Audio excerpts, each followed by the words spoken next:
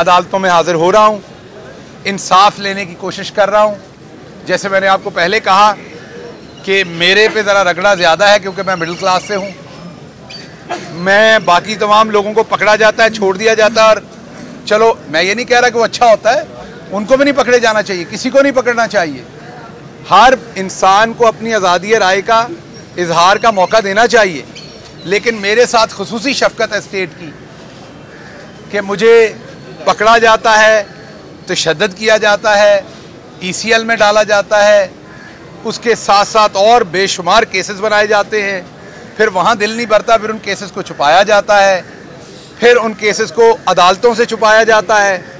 Supreme court में एक statement आप ये कह लें कि हादसतन इनसे गलती से सरफेस हो गई, जिसकी वजह से हम इस मौजूदा अदालत में आ गए, और अब यहाँ पर कंसील किया जा रहा है, छुपाया जा रहा है कि मेरे पे कौन कौन से मुकदमात हैं, और मकसद ये है कि पकड़ के दोबारा अंदर किया जाए।